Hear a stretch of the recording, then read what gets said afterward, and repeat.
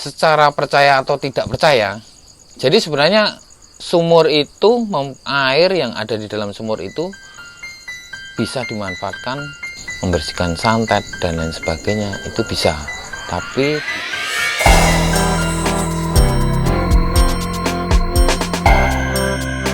selamat malam, salam bahagia, salam semesta. Malam ini kita mau bicarakan tentang masalah sejarah gereja Assumpta, di mana di situ ada sumur Kitiran Mas. Sejarahnya dari sumur Kitiran Mas itu adalah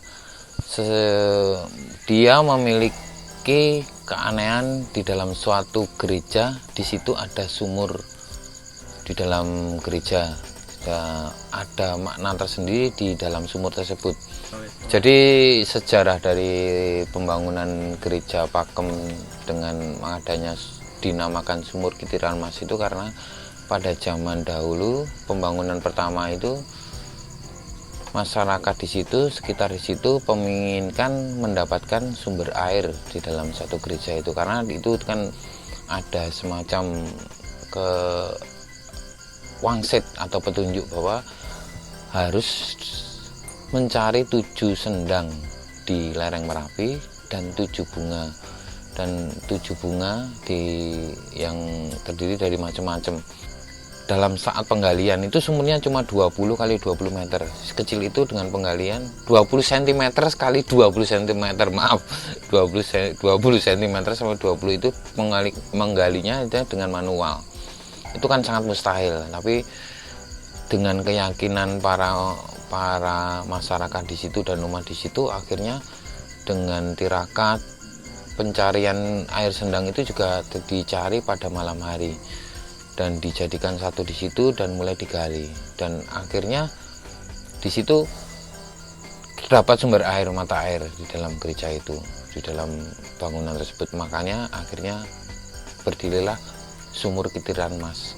Itu ada 2 sumur, yang satu ukurannya kecil 20 kali 20 cm, yang satu yang sebelah utara agak ke selatan itu ada sumurnya. Itu di situ mulai penggalian dan akhirnya ditemukan air, dengan memaknai bahwa itu untuk sumber air kehidupan. Dan setelah diteliti secara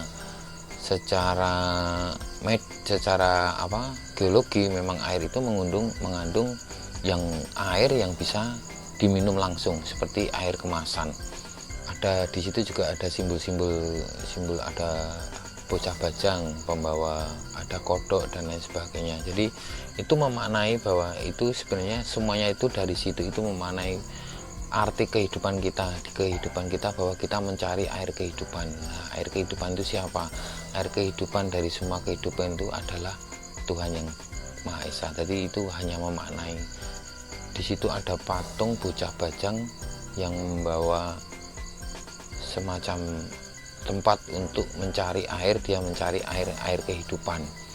Dalam kisahnya seperti itu, dan itu memaknainya bahwa itu untuk mencari air kehidupan, yaitu air kehidupan itu adalah yang di atas. Mungkin seperti itu memaknainya. Kita bicarakan ini secara semesta, secara astral. Di dalam sumur tersebut sebenarnya memiliki 7 astral yang berbeda. Dari 7 sendang ini mempunyai makna bahwa itu adalah pemurnian dari 7 sendangnya. Ada yang sendang harimau, ada yang sendang untuk pembersihan.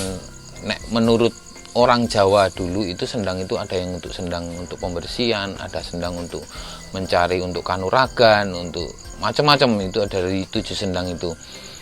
Mungkin sejarahnya seperti itu, dijadikan satu untuk pemurniannya di dalam gereja tersebut.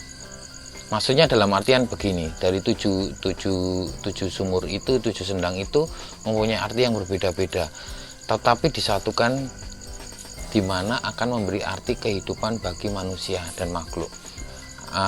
Di situ akan mempunyai guna secara percaya atau tidak percaya.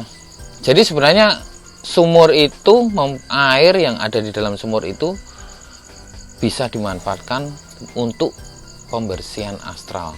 Sebenarnya air itu adalah lambang pembersihan. Jadi semua agama juga menggunakan media air. Bagi air itu adalah lambang kehidupan kita di dalam tubuh kita itu. Kalau kita tidak ada air, kita mungkin tidak bisa hidup. Semua kehidupan itu semuanya itu dari air. Manusia, tumbuh-tumbuhan, hewan dan lain semuanya itu semuanya pakai air. Itu air adalah air kehidupan.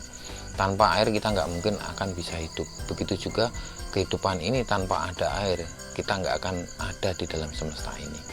Sebenarnya sumber kotoran emas itu juga bisa membersihkan santet dan lain sebagainya, itu bisa. Tapi di situ juga harus ditambahkan energi harus ada dengan doa. Untuk kehidupan semesta, dengan adanya doa, adanya macam-macam di tempat yang suci, di situ akan menunjukkan mempunyai tujuan untuk pembersihan astral. Jadi kalau teman-teman, saudara-saudara pengen membuktikan, seumpamanya ada sawan, karena kita nggak tahu itu energi yang kita terima, umpamanya kita di tempat angker dan energi itu ikut ke kita, dan akhirnya kita nggak bisa lepaskan karena energi itu ngikutin kita terus. Jadi akhirnya kita ada sawan kalau orang Jawa, kalau di mistis itu ketempelan. Nah itu di situ kita bisa bersihkan dengan air sumur kitiran emas. Jadi di dalam sumur kitiran emas di situ kan ada sumurnya, ada airnya di situ, dan di dalam di situ ada semacam kitiran. Jadi berbentuk filosofinya itu kitiran. Jadi kitiran itu merusak. Jadi kayak turbin itu merusak, kayak angin itu merusak astral. Nah, itu bisa dimanfaatkan untuk pembersihan astral. Kita dibawa kena dalam satu energi itu, akhirnya karena kita tidak sesuai dan kita tidak siap, akhirnya orang bilang kita ketempelan, awake panas, gatelen dan lain sebagainya, pusing dan sebagainya. Sebenarnya itu cuma kita kebawa energi sebenarnya. Kalau menurut secara logika, menurut saya ini kan orang pembedaannya kan macam-macam. Nah di situ akhirnya dengan air itu kita bisa pemurnian, pembersihan.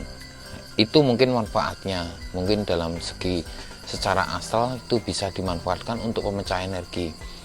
Tapi dengan syarat ya mungkin kita kembali kepada Tuhan sebagai pencipta semua semesta di sini. Percaya dan tidak percaya kita kembalikan sama Tuhan. Semua doa, semua penyembuhan, semuanya itu atas izin dan atas restu dari yang di atas. Air kita doakan, kita beri energi, minta petunjuk minta restu sama Tuhan, itu akan memberi efek dalam tubuh kita, pembersihan. Kalau di agama macam-macam, mungkin agama A itu ada dengan pembaptisan, agama B itu mungkin dengan wudu atau dengan pembersihan sebelum melakukan ritual, agama C ada yang dengan patirtaan, agama yang lainnya dengan pembersihan dengan patirtan dan lain sebagainya. Nah, itu di dalam air itu mengandung makna pembersihan. Fungsi-fungsi sendang di Katolik itu maknanya berbeda-beda. Mungkin seperti sendang Jatiningsih. Sendang Jatiningsih itu kalau bisa memaknai di sana adalah untuk kedudukan, pangkat, pengen naik kelas untuk belajar. Itu kalau mendoakan dengan tulus di sana kemungkinan bisa. Mungkin di sendang Srono kalau memang berat di kehidupan dan lain sebagainya, mungkin bisa nanapi di sana. Itu energinya akan lain-lain. Dari itu petunjuknya juga akan lain. Kalau di Ganjuran mungkin dengan duniawi, itu mungkin akan terselesai di sana dengan cara semesta mengaturnya seperti apa, dan itu semua atas petunjuk Tuhan. Mungkin seperti itu. Kembali ke kita, jadi doa itu sebenarnya kita memanjatkan dengan membuang energi, dan itu berbentuk gelombang muter. Jadi sampai ke kita itu seperti kita ngomong di gunung itu pasti akan suara itu akan balik. Itu cepat dan tidaknya kan tergantung energi juga. Yang memberi kecepatan gelombang itu kan juga energi. Kalau kita mengeluarkan itu dengan makna yang kuat dan tempat itu juga mempunyai makna yang kuat, ya itu energinya akan baliknya cepat. Tapi mungkin di tempat tertentu kamu minta seperti itu, makanya kan orang Jawa bisa memaknai ardo golek pesugihan nang kono, ardo golek nang anu nang kono. Itu kan mereka udah tahu energi-energi seperti itu. Tidak setiap orang tidak setiap orang memang bisa memaknai energi di sana seperti A, energi di sini. Tapi kalau orang yang mempunyai kemampuan lebih, kemungkinan akan lebih tahu. bahwa tempat ini untuk seperti A, untuk seperti apa, B untuk seperti apa, itu C seperti apa. Jadi sebenarnya itu juga mau frekuensi. Jadi nek orang ki nggo dupa kan frekuensinya jadi cepet. Sebenarnya nggo dupa ora apa-apa. Mau nganggo menyan, nek orang Jawa orang nganggo menyan wis jane ora apa-apa. Cuma nek dengan mencapai keheningan untuk berbicara dengan sang yang di atas kan butuh keheningan. Nah dengan dupa kuwi mau kan jadi cepet. Nek kowe mambu dupa pamane kowe mambu peceren ae suwi. Iki gula-gulai. Tapi nek wis wangi mambu dupa kan ya dadi meneng. Nah, dalam setiap ketenangan itu Tuhan akan berbicara. Dalam ketenangan alam semesta itu akan berbicara. Makanya nek orang Islam kan pakai tahajud. Dia doanya di atas jam 4. Di atas jam 3 ya. Karena di situ tenang, kau semesta iki ora do turu kabeh. Itu juga di doa-doa yang lain kan doanya di atas jam 2, jam 3, jam 4. Nah di situ alam semesta tenang. Jadi gini, setiap energi di dalam satu tempat itu energinya akan sama. Tapi di situ energinya juga pasti ada dua. Setiap energi ada positif sama ada negatif. Itu hukum alam. Nah, di dunia ini setiap tempat, setiap energi itu pasti ada dua. Energi positif sama energi. Tergantung manusia nih. Jadi sik jati menungso. Jadi ini dalam satu tempat A nilainya bagus, itu satu tempat itu dia energinya positif, karena dari buah pikiran manusia diciptakan energi negatif. Mbah demit sik nang kene aku pengen sugih, njaluk ora karo Gusti, jadi energi positif negatif. Si mbah nang kono kuwi ora iso ngomong ya karo tidak, dia pasti akan ya, dia akan menerima, tapi di situ pasti akan ada akibatnya.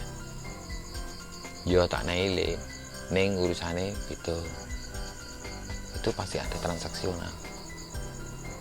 Nek njaluk sak apik karo Gusti yo tak restui ning dalanmu ora iso langsung cepet, berproses kowe kudu nemokke dhewe, goleki dhewe, itu berproses. Manusia ra gelem pengen instan, njaluk dalam tempat akhirnya energi ini jadi negatif. Jadi tempat ini tetap ada energinya positif negatif pasti ada. Nah, tergantung yang datang, tergantung buah pikiran yang kita ciptakan dan energi yang kita ciptakan, dan itu pasti akan ada maknanya dan itu mesti ada akibatnya. Ini masa dipikir aku pati kepriye, aku tuh dilakoni terus caranya gimana, itu tinggal kalian sendiri yang memilih. Nah, kan milih apik ya ndonga sik apik, ning ya ora iso langsung instan. Karena proses semesta itu gelombang suwi. Kowe nek Mbak Dono dia mubeng bumi sik. Wah, ketemune sesuk. Bar kuwi takon, "Walah, aku ki dhisik kok ya ora kok ngene to?" Ora. Sudah pernah mencapai seperti itu belum?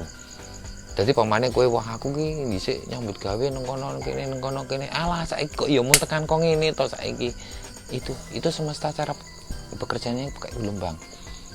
Ora langsung teko dus. Gulai ra ketemu, alah aku ki mbok bisik orang ini. Itu semesta cara bekerjanya. Malam ini kita memaknai bahwa pembicaraan hari ini malam ini bahwa sebenarnya tujuan dari semua wacana ini adalah kembali ke diri kita. Jadi air semua itu adalah media, cuma media, tapi kembali ke kita, di mana kita harus berjalan, di mana kita harus mencari, di mana kita harus memurnikan diri kita sendiri, itu kembali ke kita. Air itu adalah media, tanah semuanya dan lain sebagainya. Tempat itu juga cuma media, sarana, tapi kembali ke kita. Mungkin dari teman-teman jangan sampai jauh-jauh ke tempat-tempat yang ini, tapi harus kembali ke kita. Itu hanya sebagai media, sebagai tanda, sebagai frekuensi untuk mencapai situ. Akan lebih baiknya semuanya kembali ke diri kita. Di saat kita mendapat masalah dan mencari semuanya, kita yang dibutuhkan adalah cuma ketenangan. Seperti air kehidupan seperti itu adalah ketenangan dan kedamaian. Mungkin seperti itu. Selamat malam, salam semesta.